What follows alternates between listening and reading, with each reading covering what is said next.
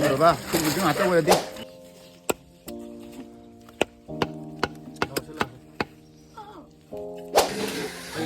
Daran gue were super yan boy ning kana itu.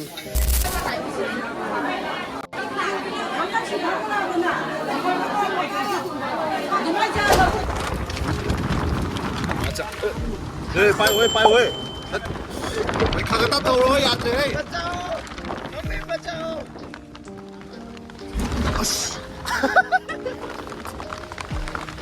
Mà thằng này tao rồi kìa. Cho rồi.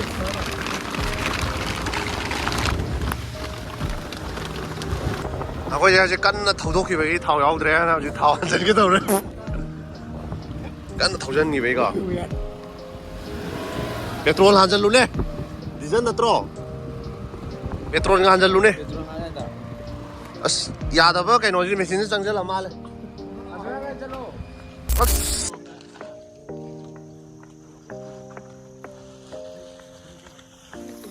कि हो रहा है तो अखोई जे आगे अम्मा तू कम ले जैसे तेज़ी ने बुलाओ तो शेगा तो ये कैसे कौन दो ही नहीं बा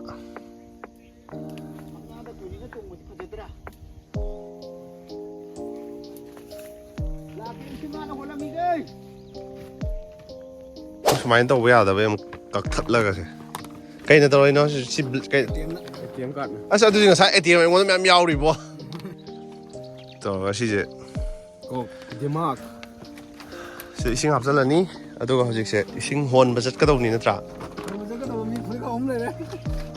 sinh hồn với mi waterman water supply được ạ cần là gì đấy là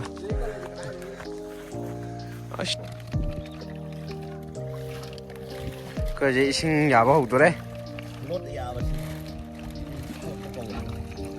그래. 또 가까이 싱을 넣는데 조금 후에도 후올래매.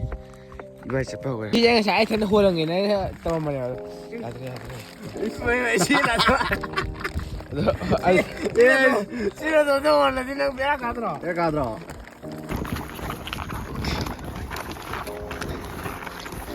군탁 정신포대 대코야. 맞아, 오자 그랬더니 기지 아니면 기다리도 아다 못 잡네 내 진짜 여기 막 저기 타고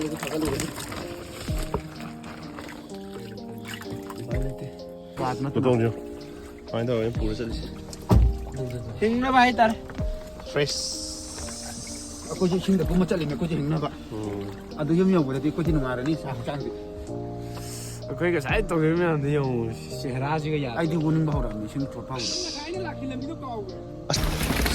또는 그러니까 람비도 타고다 가만히 좀 들으시네 갈리지 근데 왜 뭐냐 놈이 타고보다 아이 뭐지 야만이 보이 좋아하시지 나오래다 너 이제 왜 아이고 tao rồi là tao nó vô dụng da matam 잠시는 원래 앞보드 비는 내가 보드 비는 가게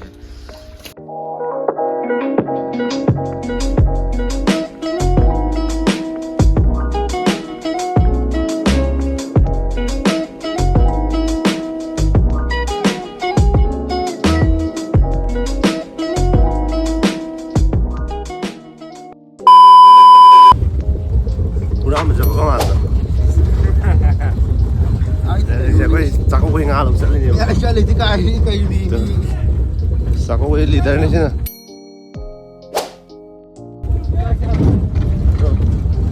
Nga sẽ thâu vào cái tiệc chấm này đấy. tiệc châm này sẽ lên. Mấy tụ phổ thông mà chứ không chứ.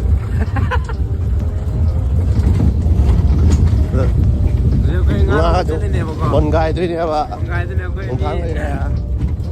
Rất tạm vô này nè. Aku đạp lên lại, aku bên trái này. Nhưng mà mang đồ này nó chắc khai. 야만 놈이 장대 있잖아 미샤ල් 구머리 장는 이거 아마가. sa ko me je kumba ka pa 뭐 이제 sa to cham na ta 아니 나도 시기 에리아들로 하바거든 해볼까 นี่นะก้อยมังบุเล่เนี่ยมังบุเล่หายมันตลอดใช่ ใกล้ผมว่าอันนั้นตัดนี่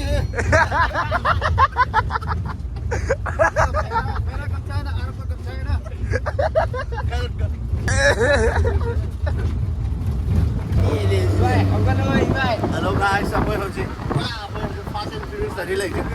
Guys, this is a voice bell out there na. Why we need a video for a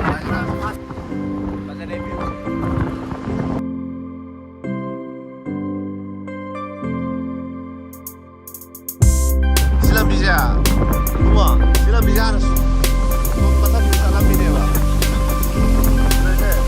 Silang bisa salam ini apa ana? Ana apa nih? Luang suri dah sini ya.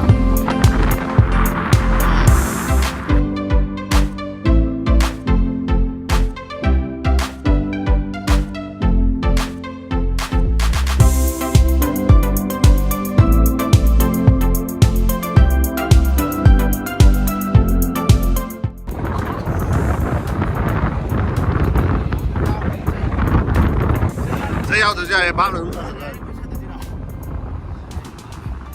Ya ya. Banyak tak betul tu lah. Quay xe đi đâu? Ông nào đâu quay xe đi đâu? Thông qua bây giờ yêu sân lệ rồi. Liệp khai quay lại chụp bài tầm. Không bao giờ đấy. Xí vào khai thì không cai lại chứ nào. Quay lại khi đâu mà? Đâu kia đi.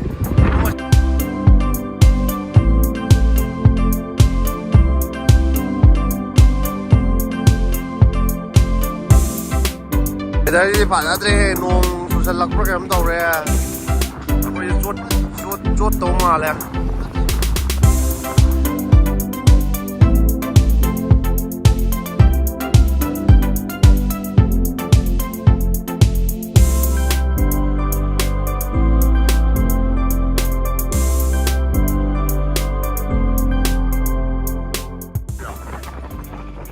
Ok, quay ai chân lên gì?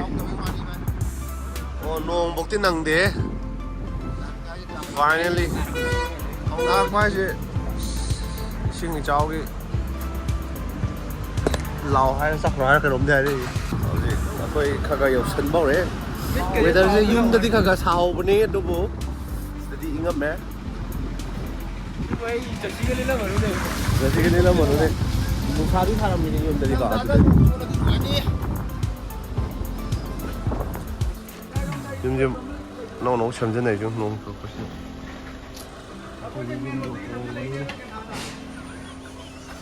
Are you serious? Yeah, I'm serious.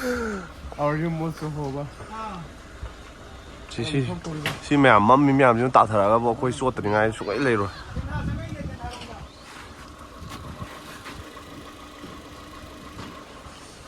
Mới đi khang giờ vấn đề có sẽ nói anh tôm gì chứ? Giờ huy chứ bộ. Hai đầu lạc ăn chỉ nên được. Bây giờ wrong side đông lại, không dùng được xong cái lỗ một hai đấy. Đâu đấy? Fast and Furious những phòng cái gì mà xa là. Của bên này là quay driver mình của bên gọi mà có. Hero đâu? Cái lỗ gì? Không gì hero đâu? Bài khối. Lúc cô ơi. Đi đi. Aram se. Hồi xa cái nó số căn là hay rất lẽ rồi ông thầu thuê hồi chịu bài lại tới ông thầu thuê mình hồi giờ căn thầu thuê cái thầu áo đấy nào chứ thầu ăn chân cái thầu đấy căn thầu chân gì vậy cả petrol ăn chân luôn đấy diesel petrol petrol ăn chân luôn đấy याद अब cái nó gì machine चंग से लम्बा ले बस पता तो नहीं है याद अभी से हल्दी मैं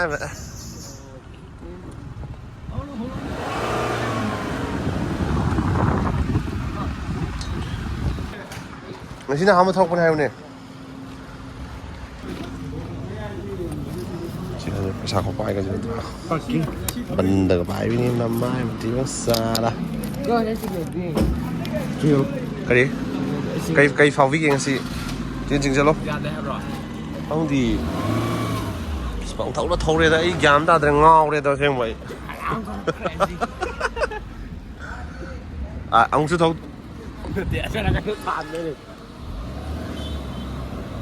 ꯗ꯭ꯔꯥꯏꯚꯔꯁꯦ ꯃꯥꯏꯁꯦ ꯉꯁꯤ ꯑꯍꯥꯟꯕ ꯄꯥꯏꯕ ꯒꯥꯔꯤꯅꯦ ꯑꯗꯨꯅ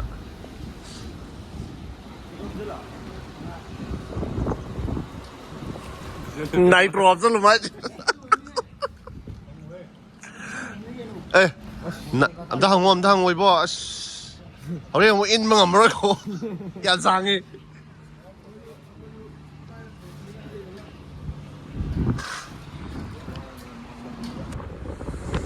이제 거기에 가요, 아무나 강제.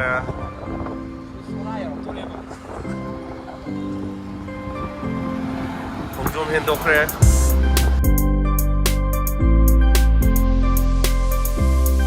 Okay, Hajik.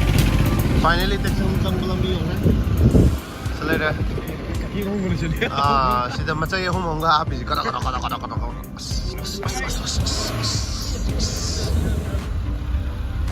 Okay, teksang thawjal le Hajik. Nam tamna thawno ka niya pa. Ako'y na sum thawjal ako siya. But ki kay naman mam le rame haba. Kung nangam. Siyon.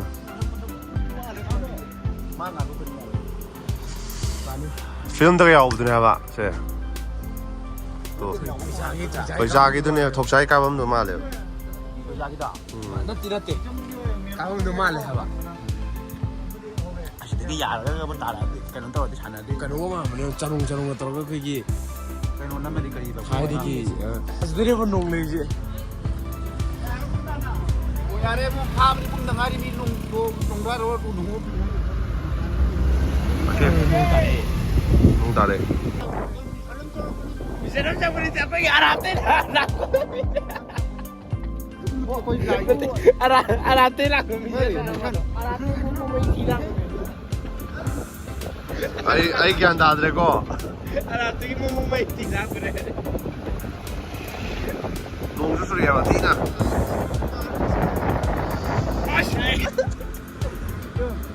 sigon ba jideni phade nong tare Aku mau tanya lagi. ha As, naik.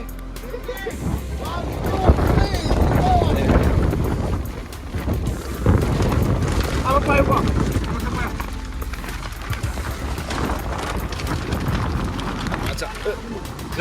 pai oi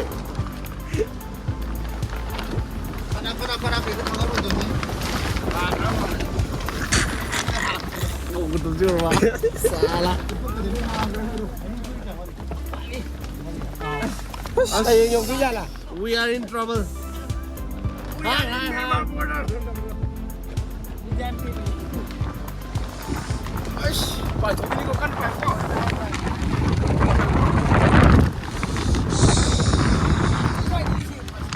nasi trip sini Masa dia cat ka dari sini. nung sa atin Tatawro yate hey. Bacao.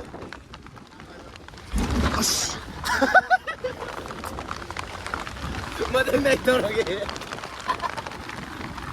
Ay, in trouble. Siya nung jo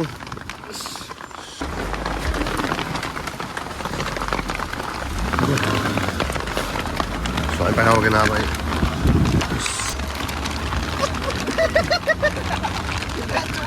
Ito aja boy.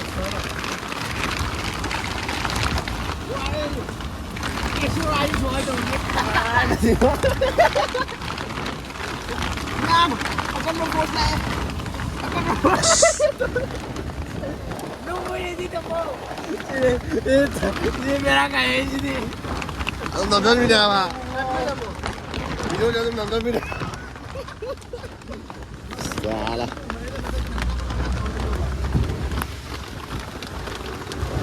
Asyik kerana di siapa ini jote. Asal nak dia kau jote. Kita main je.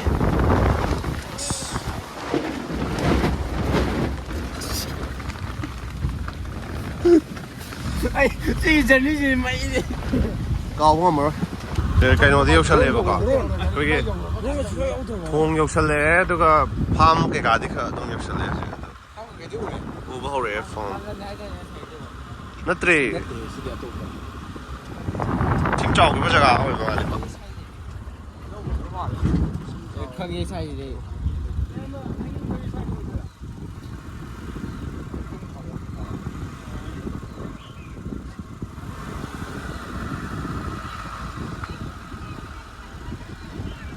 ꯑꯁꯣꯝꯗꯤ ꯊꯧꯗꯔꯁꯨ ꯌꯥꯏꯕ ꯀꯩꯅꯣꯝ ꯍꯥꯏꯔꯤꯌꯦ ꯑꯧ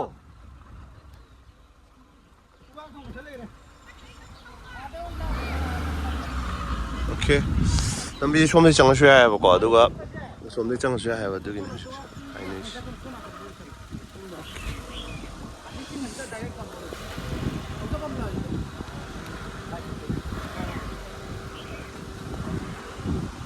오케이 오케이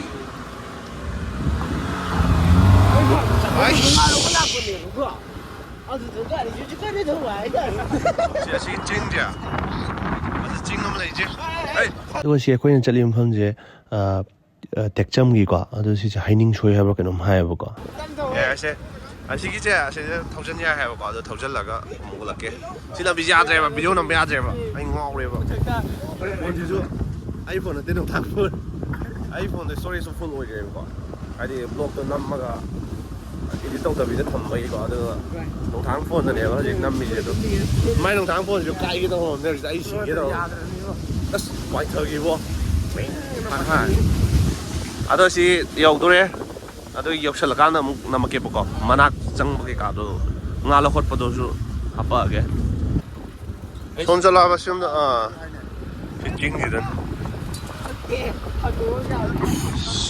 근데 진곤 이제 그럼 살기 진곤 어저 강대버 더 가이로 진곤 남디 하이래 보고 아저 손기 살 진곤 어디더라 너 정말 다 하면은 내셔널 투어 잘해 아니 인터내셔널 투어 잘하지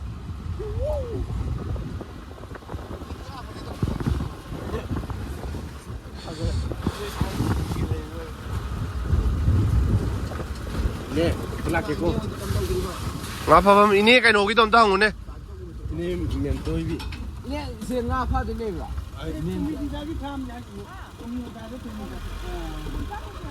Adumai have more come. Thank you. Nè. And welcome to the channel. Jungle ni boss ta. Ai được kunda basi ta. Ai lạc qua đây. Ada bo. Eh, sidi aro. Thấy mà xuống đấy rồi.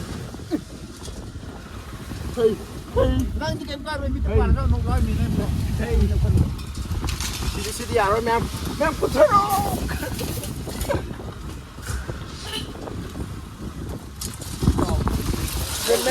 Em chắc là vì cái phim tôi cái này nữa.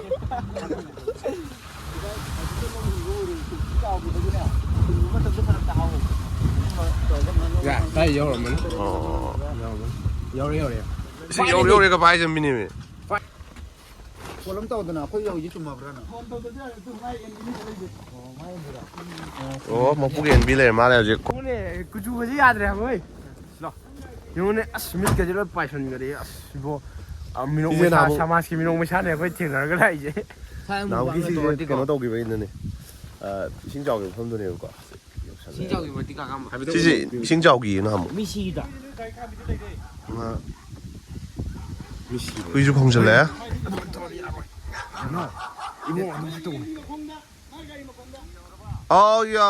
Yo đang ai đi hả chị ta? Tàu đi hả chị ta yo đang ai đi vậy? Thằng nào đi mà phong độ đang thâu chân đang ai đi vậy? Phong nào đi?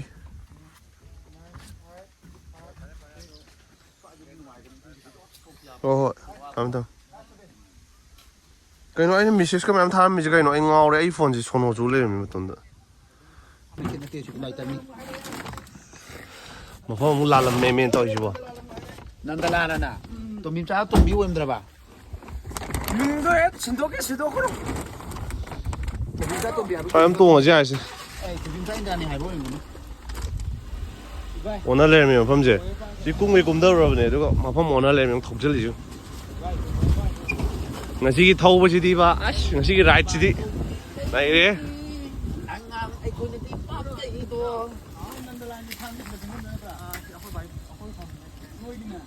ꯇꯥꯛꯑꯝꯃꯣꯗꯅ ꯃꯐꯝꯗꯨꯅ ꯑꯗꯨ ꯁꯤ ꯒꯥꯔꯤ ꯈꯥꯝꯃꯧꯕ꯭ꯔꯣ okay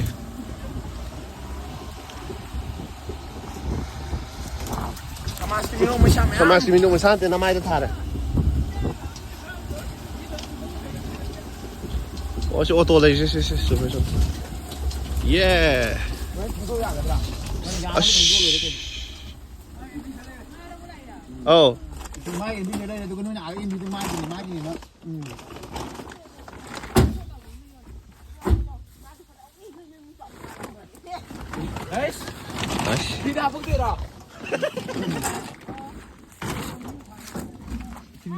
이승목 안 낙소리가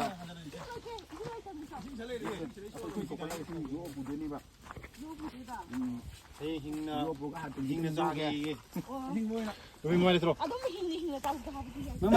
어디 미신 거나 너마이도 가이는 레이드지 봐 레이로 샴젤라지 누가 힝 혼들라 타마지 ꯁꯤ ꯌꯧꯔꯁꯦ ꯑꯗꯨꯅ ꯑꯩꯈꯣꯏꯁꯦ ꯑꯥꯒꯤ ꯑꯃ two ꯁꯤꯗꯝ ꯂꯩꯁꯦ ꯁꯤꯗꯩꯁꯤꯅꯦꯕ ꯂꯧꯗꯣꯏꯁꯦꯀꯣ ꯑꯗꯨ ꯌꯦꯡꯉꯁꯤ ꯍꯣꯟꯗꯣꯏꯅꯤꯕ 밤나다 고니가 똥못이 커져더라 라떼 이승 하나 홀라미게 이싱이야 싱 ꯍꯥꯞꯄꯀꯥꯟꯗꯅꯦ ꯀꯩꯅꯣ ꯇꯧꯗꯣꯏꯅꯦꯕꯀꯣ ꯏꯁꯤꯡ ꯍꯥꯞꯆꯤꯜꯂꯀꯥꯟꯗ ꯍꯤꯡꯅ ꯄꯨꯗꯣꯏꯅꯤꯅ ꯑꯗꯨꯒꯤ ꯄ꯭ꯔꯦꯞ ꯇꯧꯕ ꯍꯣꯏꯅꯦ ꯍꯣꯠꯅꯕ ꯕꯥꯇꯤꯟ ꯃꯤꯁꯨ ꯁꯤꯁꯦ ꯀꯨꯟꯊ꯭ꯔꯥ ꯈꯛꯇꯪ ꯍꯥꯏꯔ ꯂꯣꯏꯔꯦ ꯑꯅꯤꯅꯤ ꯑꯗꯨꯝ ꯂꯣꯟꯗꯣꯏꯔꯥ ꯑꯅꯤꯗꯤ ꯑꯗꯨꯝ ꯂꯣꯟꯗꯣꯏꯔꯥ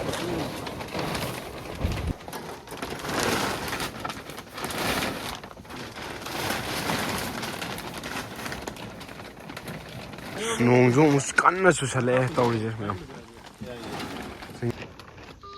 ꯑꯁꯤꯒꯤ ꯇꯨꯟꯕꯣꯛꯁꯤꯗ ꯐꯣꯟ ꯍꯥꯞꯅꯤ ꯍꯥꯏꯗꯨꯕꯨ ꯍꯥꯞꯄꯨꯅꯨ ꯏꯕꯨꯡꯉꯣ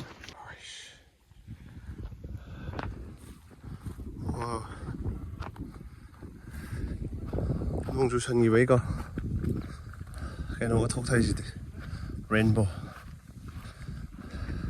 ꯊꯣꯛꯀꯥꯏꯕꯤꯅꯦꯃꯤ ꯊꯥꯡ ꯂꯧ ꯂꯥꯛꯄꯅꯤ ꯊꯥꯡꯗꯣ ꯌꯥꯔꯦꯅ ꯍꯥꯏꯔꯦꯀꯣ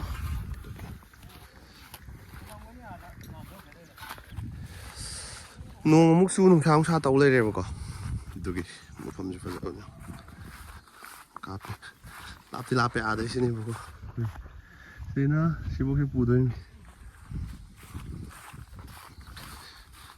ꯁꯨꯃꯥꯏꯅ ꯇꯧꯕ ꯌꯥꯗꯕꯩ ꯑꯃꯨꯛ ꯀꯛꯊꯠꯂꯒꯁꯦ ꯀꯩꯅ ꯇꯧꯔꯤꯅꯣ ꯁꯤ ATM ꯀꯥꯔꯗꯅ ꯑꯁ ꯑꯗꯨꯗꯤ ꯉꯁꯥꯏ ATM ꯑꯩꯉꯣꯟꯗ ꯃꯌꯥꯝ ꯌꯥꯎꯔꯤꯕꯣ ꯇꯧꯔꯒ ꯁꯤꯁꯦ ꯗꯤꯃꯥꯛ ꯁꯤꯗ ꯏꯁꯤꯡ ꯍꯥꯞꯆꯤꯜꯂꯅꯤ ꯑꯗꯨꯒ ꯍꯧꯖꯤꯛꯁꯦ ꯏꯁꯤꯡ ꯍꯣꯟꯕ ꯆꯠꯀꯗꯧꯕꯅꯤ ꯅꯠꯇ꯭ꯔꯥ ꯆꯠꯀꯗꯧꯕ ꯃꯤ ꯐꯨꯔꯤꯠ ꯑꯍꯨꯝ ꯂꯩꯔꯦ ꯏꯁꯤꯡ ꯍꯣꯟꯕꯩ ꯃꯤ ꯋꯥꯇꯔꯃꯦꯟ ꯋꯥꯇꯔ ꯁꯄ꯭ꯂꯥꯏ ꯑꯗꯨꯒ ꯀꯜꯂꯁꯤ ꯁꯤꯗ ꯍꯦꯛꯇ ꯂꯥꯛꯑꯣ ꯑꯁ ꯄꯥꯏꯔꯛꯑꯣ ꯌꯦꯡꯉ ꯍꯥꯜꯂ ꯌꯦꯡꯉꯁꯤ ꯂꯥꯛꯁꯦ ꯍꯥꯟꯅ ꯁꯤ ꯔꯦꯟꯕꯣꯁꯦ ꯌꯦꯡꯉꯨꯅꯦ ꯄꯨꯔꯥ ꯊꯣꯛꯀꯥꯏꯁꯤꯗꯤ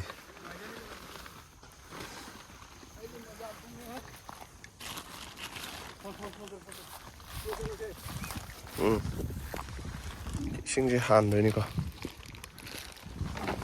चलो 이봉원 씨 चलो.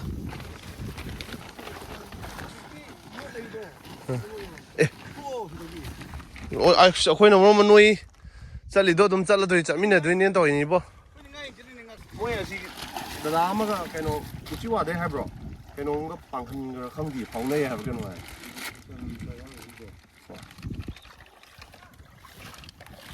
ꯀꯖꯦ 이싱 야바 ꯍꯧꯗꯣꯔꯦ. ꯂꯣꯠ ꯌꯥꯕꯁꯤ. ꯁꯣꯛꯄ ꯀꯧꯏꯗꯣ. ꯑꯣ ꯁꯣꯛꯄ ꯁꯣꯔꯤ. ꯌꯥꯝꯃꯜꯂꯗꯤ ꯀꯃꯥꯏꯅ ꯍꯣꯏ ꯏꯕꯨꯡꯉꯣ ꯅꯪꯒꯤꯗꯣ ꯅꯇꯣꯝꯗ ꯄꯨ ꯉꯝꯃꯣꯏ ꯀꯥꯏꯗꯅꯣ? ꯑꯩꯈꯣꯏ ꯏꯕꯨꯡꯉꯣꯁꯦ ꯃꯈꯨꯠꯁꯨ ꯁꯣꯛꯑꯦ ꯌꯥꯗ꯭ꯔꯦ. ꯌꯥꯔꯦ ꯏꯕꯨꯡꯉꯣ ꯑꯩ ꯇꯧꯒꯦ ꯂꯥꯎ ꯁꯤ ꯅꯝꯃꯨ ꯂꯥꯎ. ꯄꯥꯏꯍꯜꯂꯣ ꯃꯥ. ꯏꯕꯨꯡꯉꯣ.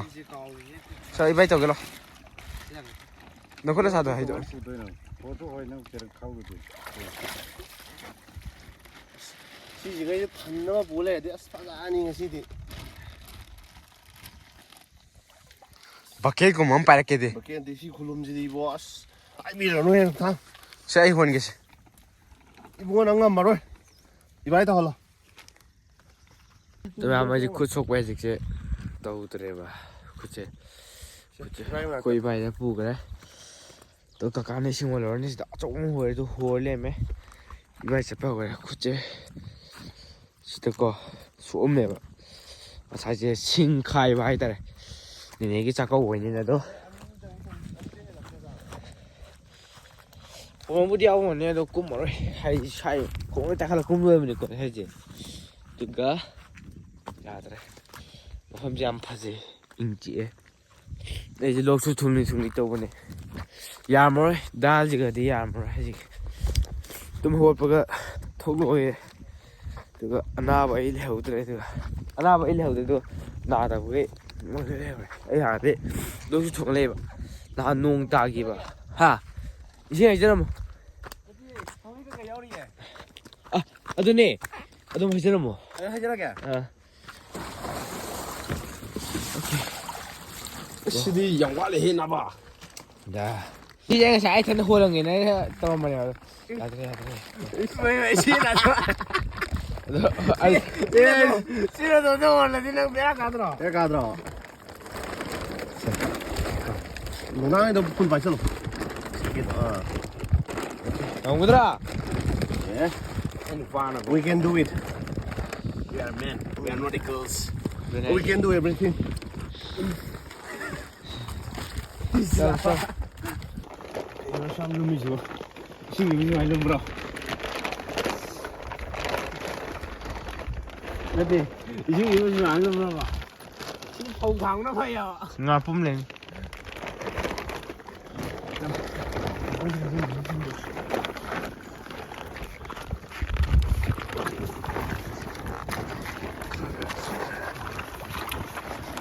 아이고 아이고 뭐야 이게. 이들어게가. ꯄꯪꯕꯅꯤ ꯚꯥꯏ ꯅꯪ ꯃꯇꯨꯡ ꯇꯥꯁꯜꯂꯣ ꯂꯩꯁꯜꯂꯣ ꯑꯣ ꯑꯗꯨꯃꯥꯏꯅ ꯄꯥꯏꯌꯣ ꯁꯥꯂꯥ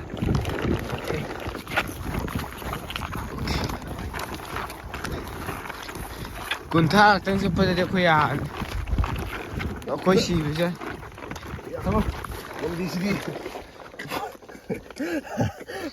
ꯑꯩꯅ ꯑꯔꯦꯝꯕꯅ ꯀꯦꯃꯦꯔꯥꯃꯦꯟ ꯑꯣꯏꯔꯦ ꯍꯥꯏꯗꯤ ꯅꯪ ꯈꯨꯖꯁꯨ ꯉꯥ ꯐꯥꯅꯔꯦ ꯏꯜꯂꯒꯦ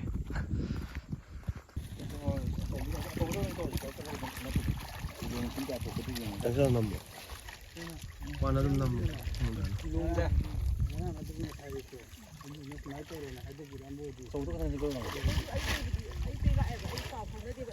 ꯑꯩꯅ ꯑꯗꯨꯝ ꯐꯣꯟ ꯇꯧꯕꯅꯦ ꯄꯨꯡ 12 ꯍꯥꯏꯕ ꯊꯥꯡꯒꯠꯂꯤꯕꯣ ꯅꯨꯡ ꯊꯥꯡꯒꯠꯂꯣ ꯀꯦꯖꯤ 10도 ꯊꯥꯡꯒꯠꯂꯣ ꯅꯪ ꯊꯥꯡꯒꯠꯇ꯭ꯔꯗꯤ ꯀꯃꯥꯏꯅ ꯉꯥ ꯈꯛꯇꯪ ꯉꯣꯟꯕ ꯌꯥꯗꯣꯏꯅꯣ ꯀꯦꯖꯤ 10도 ꯊꯥꯡꯒꯠꯂꯣ Fiji kaya kaya tama na. Smart fire is all. ꯑꯗꯨꯃꯥꯏꯅ ꯁꯨꯃꯥꯏꯅ ꯇꯧꯔꯒ ꯃꯣꯟꯃꯨꯛꯇꯤ ꯐꯥꯗ꯭ꯔꯦꯕ ꯉꯥꯗꯣ ꯄꯤꯑꯝꯗꯅꯀꯣ ꯑꯗꯣ ꯑꯩꯈꯣꯏ ꯀꯀꯥꯕꯨꯗꯤꯅ ꯍꯣꯜꯂꯦ ꯑꯗꯨꯒ ꯑꯩꯅ ꯃꯅꯤꯡ ꯚꯤꯗꯤꯑꯣ ꯅꯝꯃꯦ ꯑꯗꯣ ꯑꯩꯁꯨ ꯍꯣꯟꯕꯩꯗꯤ ꯂꯥꯛꯆꯕꯅꯤ ꯅꯥꯔꯗꯨꯅ ꯑꯗꯨ ꯉꯝꯗ꯭ꯔꯦ ꯍꯥꯏꯕꯗꯤ ꯈꯨꯠꯁꯦ ꯏꯔꯣꯏ ꯊꯣꯛꯂꯛꯑꯦꯕ ꯉꯥꯁꯦ ꯑꯆꯧꯕꯁꯨ ꯌꯥꯎꯔꯦ ꯀꯦꯖꯤ 2ꯃꯨꯛꯇꯤ ꯇꯥꯏꯌꯦ ꯑꯗꯣ ꯑꯥꯗ ꯑꯃꯨꯛ ꯆꯠꯂ ꯂꯩꯔꯅꯤ ꯍꯧꯖꯤꯛꯁꯦ ꯉꯥꯁꯦ ꯌꯥꯔꯝꯗ꯭ꯔꯦ ꯌꯥꯒꯗ꯭ꯔꯣ ꯑꯗꯨꯝ ꯆꯠꯄ 여기 막 튀기 좀 타갈래고 많이 냈대 잘 들어갔나 나랑 내한테 자육대기 해야 넣을래 이제 ꯀꯦꯖꯤ 군 넣을래 10 이제 군이나 떼었잖아 머리 때려니까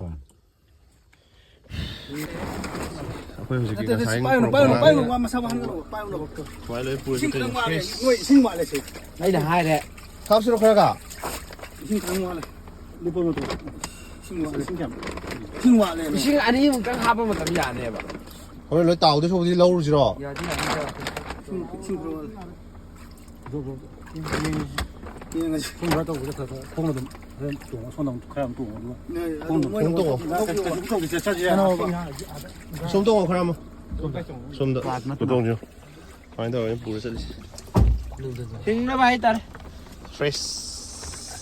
ꯑꯩꯈꯣꯏꯁꯨ ꯏꯁꯤꯡꯗ ꯀꯨꯝꯕ ꯆꯠꯂꯤꯅꯦ ꯑꯩꯈꯣꯏꯁꯨ ꯍꯤꯡꯅꯕ ꯑꯗꯨ ꯌꯨꯝ ꯌꯧꯕꯗꯗꯤ ꯑꯩꯈꯣꯏꯗꯤ ꯅꯨꯡꯉꯥꯏꯔꯅꯤ ꯁꯥ ꯍꯛꯆꯥꯡꯗꯤ ꯑꯩꯈꯣꯏ ꯉꯁꯥꯏ ꯇꯧꯈꯤꯕ ꯃꯌꯥꯝꯗꯣ ꯌꯦꯡꯉꯨ ꯆꯦꯍꯔꯥꯁꯤꯒ ꯌꯥꯗꯦ ꯑꯩꯗꯤ ꯎꯅꯤꯡꯕ ꯍꯧꯔꯛꯑꯕꯅꯤ ꯏꯁꯤꯡ ꯆꯣꯠꯐꯥꯎꯗ ꯑꯁ ꯆꯠꯂꯣ ꯆꯠꯂꯣ ꯊꯧꯔꯣ ꯊꯧꯔꯣ ꯃꯥꯏꯅꯤꯡꯁꯨ ꯌꯥꯝ ꯆꯪ ꯗ꯭ꯔꯥꯏꯚꯔ ꯇꯝ ꯊꯧꯀꯣ ꯄꯨꯔꯥ ꯆꯣꯠꯄꯤꯅꯦ ꯍꯥꯏꯕ ꯁ꯭ꯋꯥꯏꯒꯁꯦ ꯑꯁ ꯏꯕꯣ ꯌꯥꯗ꯭ꯔꯦꯕꯣ ꯑꯗꯨꯝ ꯑꯗꯣ ꯉꯥꯁꯦ ꯁꯨꯃꯥꯏꯅ ꯂꯣꯏꯊꯔꯒꯅꯤ ꯂꯥꯛꯏꯁꯦ ꯂꯦꯡꯉ ꯉꯥ ꯍꯤꯡꯒꯠꯂꯛꯑꯗꯕꯅꯤ ꯇꯨ ꯁꯨꯃꯥꯏꯅꯅꯤ ꯂꯥꯛꯏꯁꯦ ꯇꯨ ꯃꯅꯤꯡꯒꯤꯁꯨ ꯑꯣꯏꯕ ꯑꯗꯣ ꯑꯩꯈꯣꯏꯁꯦ 90 ꯂꯧꯒꯗꯕꯅꯦꯕꯀꯣ ꯑꯗꯣ 70 ꯈꯤꯇꯪ ꯄꯨꯔꯛꯑꯦ ꯂꯥꯏꯇꯤ ꯂꯧ 70ꯅ ꯄꯨꯔꯛꯄ ꯅꯠꯇꯦ ꯐꯪꯗꯕ ꯍꯥꯏꯌꯨ 70 ꯈꯤꯇꯪ ꯄꯨꯔꯛꯑꯦ ꯍꯥꯏꯕꯗꯤ 70 ꯈꯤꯇꯪ ꯂꯩꯔꯝꯃꯦꯕ ꯍꯣꯔꯦꯟ ꯑꯩꯈꯣꯏ ꯀꯩꯅꯣ ꯂꯝꯕꯤꯗ ꯊꯧꯕꯗ ꯀꯃꯥꯏꯅ ꯇꯧꯗꯣꯏꯅꯣ ꯁꯤꯅꯦ ꯑꯩꯅ ꯈꯜꯂꯤꯁꯦ ꯀꯩꯅꯣ ꯇꯧꯔꯤ ꯃꯌꯥꯝ ꯂꯝꯕꯤ ꯊꯧꯕꯗ ꯄꯨꯟꯁꯤꯒꯤ ꯑꯍꯥꯟꯕꯅꯤꯀꯣ ꯑꯩ ꯁꯨꯃꯥꯏꯅ ꯆꯠꯂꯤꯁꯦ ꯃꯥꯏ ꯐꯥꯔꯁ ꯇꯥꯏꯝ ꯑꯩꯈꯣꯏꯗꯤ ꯀꯥꯔꯛꯇ꯭ꯔꯕ ꯅꯪ ꯉꯥꯄꯤ ꯂꯧꯇꯕꯗ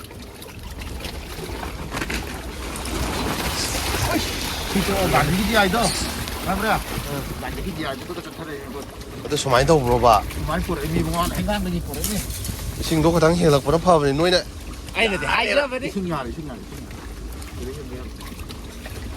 ꯁꯤꯔꯒꯅ ꯑꯗꯨꯝ ꯁꯤꯔꯒꯅ ꯁꯤꯔꯦ ꯀꯩꯅꯣ ꯁꯤꯗꯁꯨ ꯀꯩꯅꯣ ꯇꯧꯔꯣꯏ ꯀꯩꯝ ꯇꯧꯔꯣꯏ ꯏꯪꯊꯝꯊꯥꯅꯤ ꯀꯩꯝ ꯇꯧꯔꯣꯏ ꯃꯃꯥꯡꯗ ꯑꯩꯈꯣꯏꯅ ꯖꯪꯒꯜꯒꯤ ꯂꯝꯕꯤꯅꯤ ꯀꯨꯀꯤ ꯊꯤꯜꯂꯛꯄꯅꯦ ꯑꯗꯨꯝ ꯀꯨꯀꯤ ꯐꯪꯗꯦ ꯍꯣꯔꯦꯟ ꯂꯣꯏꯁꯟꯅ ꯀꯣꯀꯤꯒꯤ ꯌꯥꯝ ꯌꯥꯎꯔꯝꯒꯅꯤ ꯀꯩꯅꯣ ꯕꯦꯠ ꯀꯨꯀꯤ ꯀꯌꯥꯝ ꯀꯨꯀꯤ ꯀꯌꯥꯝ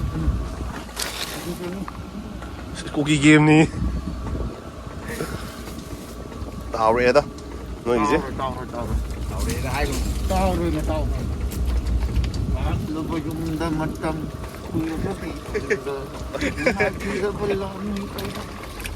ꯑꯁ ꯁꯨꯃꯥꯏꯅ ꯄꯨꯔꯤꯁꯤ ꯌꯦꯡꯉꯣꯁꯦ ꯁꯤꯗ ꯑꯗꯨꯝ ꯈꯜꯂꯣ ꯍꯣꯔꯦꯟ ꯌꯨꯝ ꯌꯧꯔꯒ ꯑꯃꯨꯛ ꯂꯝꯃꯛꯑꯒꯦ ꯅꯨꯡꯉꯥꯏꯖꯔꯤ ꯃꯤꯅ ꯏꯕꯨꯡꯉꯣ ꯀꯃꯥꯏꯅ ꯇꯧꯒꯦ ꯌꯥꯔꯦ ꯑꯩ ꯃꯇꯨꯡ ꯆꯠꯄ ꯋꯥꯕ꯭ꯔꯣ ꯅꯪꯗꯤ ꯋꯥꯅꯨꯡꯉꯥꯏ ꯍꯥꯏꯇꯥꯔꯦ ꯃꯁꯤ ꯅꯨꯡꯗꯤ ꯅꯨꯡꯉꯥꯏ ꯑꯩꯈꯣꯏꯒꯤ ꯂꯝꯕꯤ ꯆꯠꯄ ꯑꯗꯒꯤꯗꯤ ꯍꯧꯖꯤꯛ ꯔꯤꯐ꯭ꯔꯦꯁꯃꯦꯟ ꯑꯃꯨꯛ ꯂꯩꯊꯔꯦ ꯑꯩꯈꯣꯏꯗꯤ ꯂꯣꯏꯔꯦ ꯏꯪꯊꯝꯊꯥꯁꯨ ꯑꯣꯏꯔꯦ ꯍꯤꯡꯅꯦꯕꯀꯣ ꯆꯣꯠꯁꯨ ꯆꯣꯠꯂꯦ ꯑꯗꯨꯅꯗꯤ ꯅꯨꯡꯁꯤꯠ ꯁꯤꯖꯟꯕ ꯐꯖꯗ꯭ꯔꯦ ꯇꯥꯎꯕ ꯍꯧꯔꯦꯗ 이승들이 가장 무리고 하다.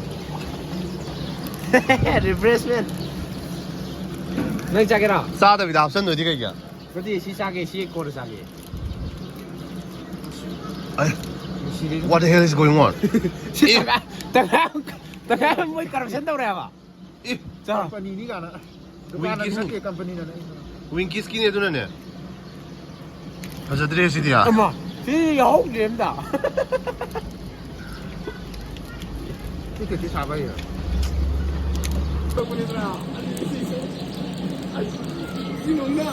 Tiger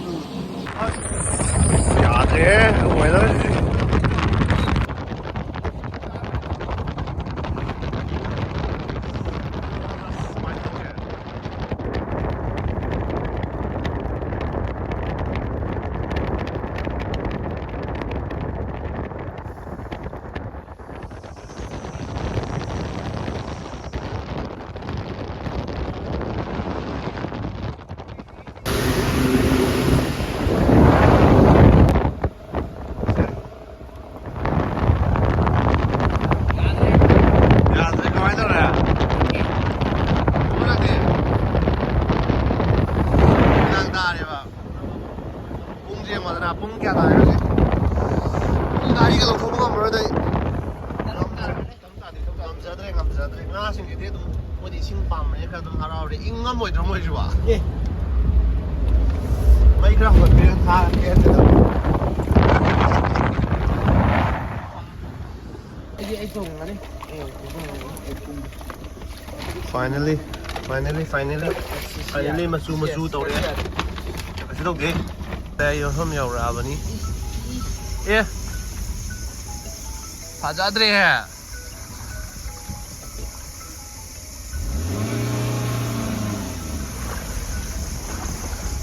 hai kai no chibo garim laksan bidune me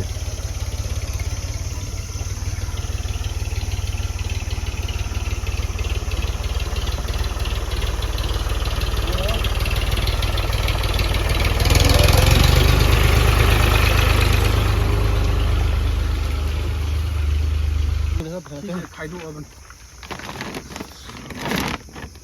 ꯑꯗꯣ ꯉꯥꯁꯦ ꯂꯧꯊꯔꯦ ꯑꯗꯨꯒ ꯁꯤꯁꯦ ꯇꯦꯡꯀꯤꯗ ꯌꯣꯛꯇꯣꯏꯅꯦꯕꯀꯣ ꯇꯦꯡꯀꯤꯗ ꯌꯣꯛꯑꯒ ꯅꯣꯡꯉꯥꯜꯂ ꯐꯥꯒꯠꯄꯒꯤ ꯇꯧꯗꯣꯏꯅꯦꯕꯀꯣ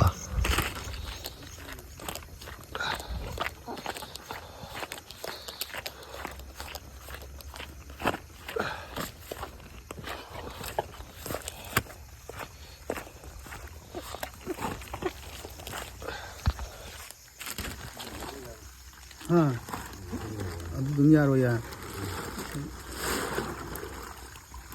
ꯌꯥꯔꯣꯏꯗꯕ ꯃꯣꯏ ꯑꯃꯅꯤ ꯌꯥꯎꯔꯝꯃꯅꯤ ꯉꯥ ꯑꯅꯤꯒꯨꯝꯕ ꯌꯥꯎꯔꯝꯃꯅꯤ ꯁꯤ ꯉꯁꯥꯏ ꯑꯩꯅ ꯈꯣꯡꯅ ꯏꯟꯊꯣꯛ ꯍꯥꯏꯕ ꯉꯥꯗꯨꯅꯦꯕ ꯁꯤ ꯈꯣꯡꯅ ꯏꯟꯊꯣꯛ ꯉꯥ ꯊꯥꯗꯔꯦ ꯑꯗꯨꯒ ꯉꯥ ꯑꯃꯗꯤ ꯁꯤꯔꯦ ꯑꯗꯣ ꯍꯧꯖꯤꯛ ꯂꯣꯏꯔꯦ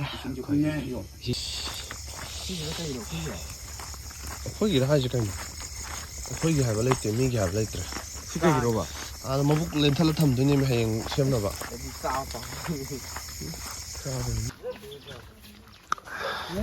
ꯉꯥꯗꯣ ꯇꯥꯎꯕ꯭ꯔꯥ ꯌꯦꯡꯖꯔꯒꯦ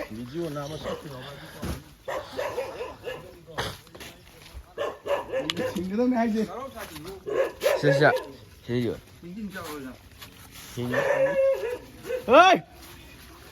ꯑꯩꯁꯦ ꯐꯨꯔꯤꯠꯁꯦ ꯀꯔꯝꯗ ꯂꯩꯔꯛꯇꯦ ꯇꯧꯔꯤꯁꯦ ꯚꯤꯗꯤꯑꯣꯒꯤꯗ ꯂꯥꯛꯄꯅꯦ ꯑꯗꯣ ꯉꯁꯥꯏ ꯍꯥꯄꯥ ꯂꯧꯊꯣꯛꯈ꯭ꯔꯦꯕ ꯑꯗꯣ ꯁꯤꯗ ꯏꯁꯤꯡ ꯊꯥꯗꯣꯛꯄ ꯁꯤꯗ ꯇꯧꯔ ꯊꯥꯗꯣꯛꯑꯦꯕ ꯁꯤꯗ ꯉꯥ ꯂꯤꯜꯂꯁꯨ ꯈꯟꯕꯅꯤ ꯉꯥ ꯂꯤꯠꯅꯕ ꯅꯠꯇꯦ ꯏꯁꯤꯡ ꯄꯨꯈ꯭ꯔꯤꯗ ꯐꯠꯇꯕ ꯃꯆꯨꯝ ꯇꯥꯗꯅꯕ ꯈꯟꯕꯅꯤ ꯍꯥꯏꯌꯣ ꯉꯥ ꯂꯤꯠꯅꯕ ꯅꯠꯇꯦ ꯁꯤꯗ ꯊꯥꯗꯣꯛꯄꯅꯦ ꯁꯤ ꯁꯨꯝ ꯑꯗꯨꯗꯤ ꯉꯥ ꯁꯦꯝꯕꯗꯤ ꯈꯔ ꯍꯧꯔꯛꯑꯦꯕ ꯉꯥꯗ ꯀꯥꯀꯨꯃꯥ ꯍꯣꯏ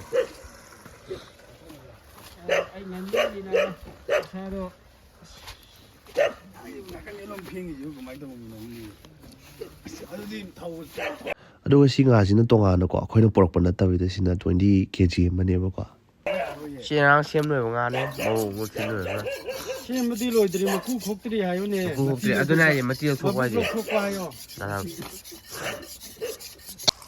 ꯑꯗꯨ ꯃꯌꯥꯝ ꯁꯤ ꯇꯧ ꯉꯥꯁꯦ ꯍꯧꯖꯤꯛ ꯂꯣꯏꯔꯦꯕ ꯏꯁꯤꯡ ꯁꯤ ꯇꯧꯕ ꯂꯣꯏꯔꯦ ꯁꯤꯅ ꯑꯃꯨꯛ ꯈꯤꯇꯪ ꯊꯥꯗꯔꯒ ꯁꯤ ꯑꯃꯨꯛ ꯁꯤ ꯂꯣꯏꯈ꯭ꯔꯦꯕ ꯀꯨꯏ ꯑꯃꯇꯪ ꯉꯥꯏꯔꯤꯁꯦ ꯉꯥꯁꯦ ꯈꯨꯠꯅ ꯐꯥꯕ ꯍꯧꯕ ꯌꯥꯔꯦꯕ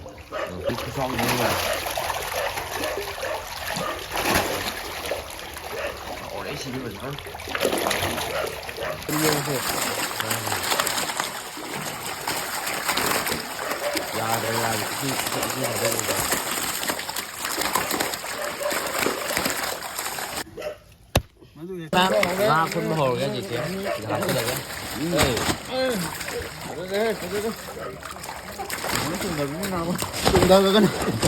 ꯆꯣꯡꯊꯈ꯭ꯔꯦꯗꯅ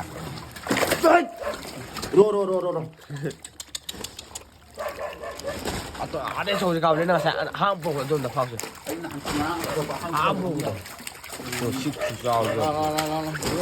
ꯎꯔꯕ ꯈꯨꯠꯁꯨ ꯉꯥꯛꯇ ꯑꯣꯏꯔꯗꯤ ꯑꯗꯨꯅꯦ ꯄꯦꯡꯒꯗꯕ ꯉꯥꯗꯨ ꯃꯕꯨ ꯑꯃꯗꯤ ꯌꯥꯎꯗꯦꯕ ꯏꯆꯦꯒꯤ ꯍꯣꯔꯦꯟ ꯄꯤꯈꯤꯅꯕ ꯌꯥꯝꯊꯤꯅ ꯍꯣꯔꯦꯟ ꯕꯣꯔꯗ ꯄꯤꯅꯕꯅꯦꯕ ꯌꯨꯝꯗ ꯄꯤꯅꯕ ꯉꯥꯁꯦ ꯇꯧꯔꯤꯁꯦ ꯁꯦꯝꯗꯔꯅꯤ ꯍꯧꯖꯤꯛ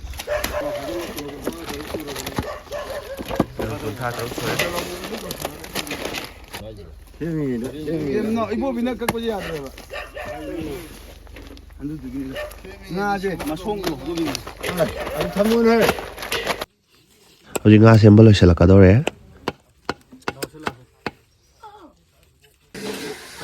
ꯀꯔꯝꯕ ꯑꯣꯏꯔꯦ ꯁꯨꯄꯔ ꯌꯥꯟꯕ ꯑꯣꯏꯅꯤꯡꯗꯅ ꯑꯩꯗꯤ ꯑꯩꯈꯣꯏ ꯆꯥꯛꯇꯣ ꯀꯩꯅꯣꯝ ꯇꯧꯋꯦ ꯍꯥꯏꯕꯅꯤꯀꯣ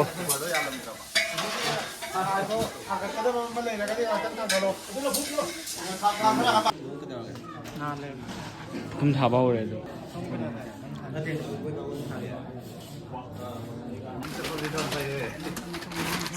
ꯁꯤ ꯌꯦꯡꯍꯧꯁꯤꯔꯣ ꯄꯨꯈꯝꯁꯦ ꯃꯅꯤꯡ ꯃꯄꯥ ꯊꯝꯗꯧꯅꯤꯀꯣ ꯃꯅꯤꯡꯗ ꯁꯤꯗ ꯁꯣꯅꯥꯀꯟ ꯆꯠꯂꯣ ꯁꯣꯅꯥꯀꯟ ꯂꯣꯏꯔꯦ ꯂꯣꯏ ꯂꯣꯏꯔꯦ ꯃꯅꯨꯡ ꯌꯦꯜꯂꯦ ꯁꯣꯝꯀꯟ ꯀꯥꯆꯤꯟ ꯌꯦꯜꯂꯦ ꯁꯣꯝꯀꯟ ꯀꯩꯅꯣ ꯌꯦꯜꯂꯦ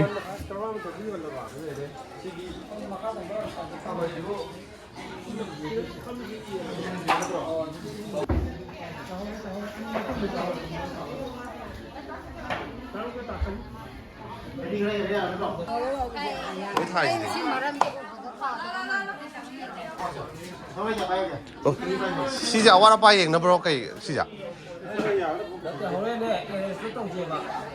你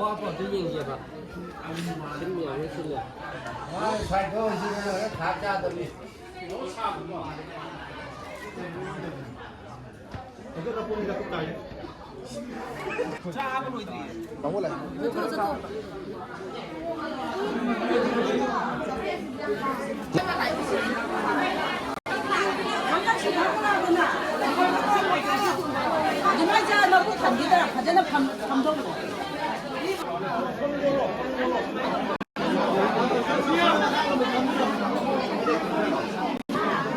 사오로서 사오로서. 오늘 배달 거라.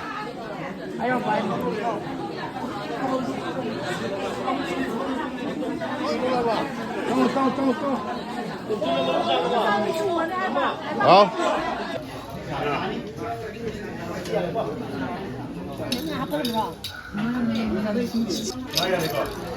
그래서 하이더.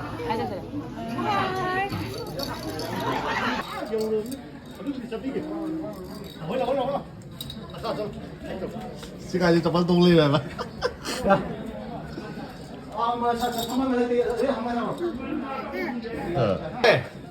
저번에 저번에 동을 짰네 또 좀. 미기 잡벌지. 좀.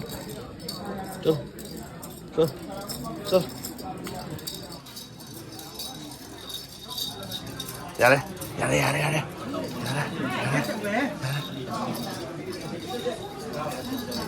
너, 나이들 너무 좋다지.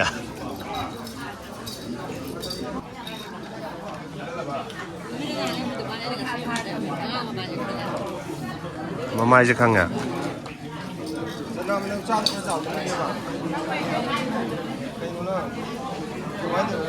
아들이 마 하네 니나.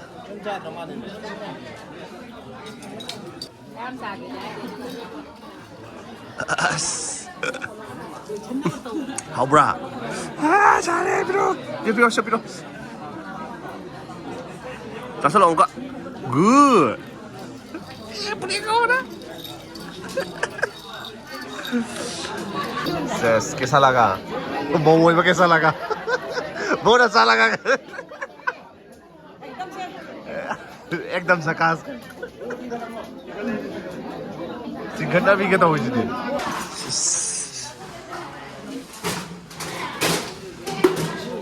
कोई मिसिंग जियो ने वासिनी यूनिटी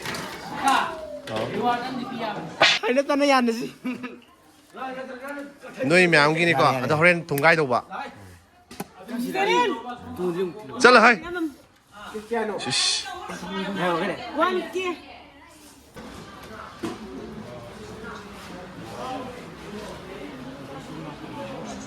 하이 까불 하이 까불 하대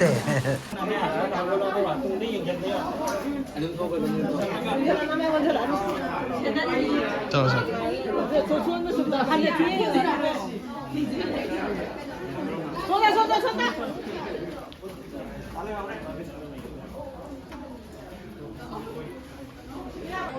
그다음 하지 딱 나도 그리고.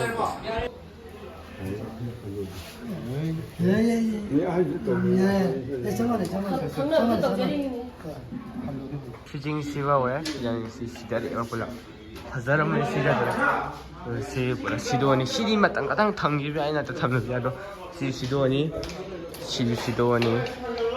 나 시도원이 거면 또 왕을 가나 보죠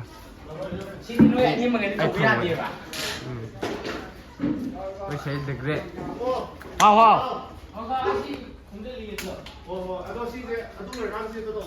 ꯑꯗꯣ ꯁꯨꯃꯥꯏꯅ ꯇꯧꯔꯒ ꯆꯥꯛꯀꯧꯕꯁꯤꯁꯨ ꯂꯣꯏꯁꯤꯟꯈ꯭ꯔꯦ ꯑꯗꯣ ꯃꯊꯪꯒꯤ ꯚꯤꯗꯤꯑꯣꯗ ꯑꯃꯨꯛ ꯊꯦꯡꯅꯔꯁꯦ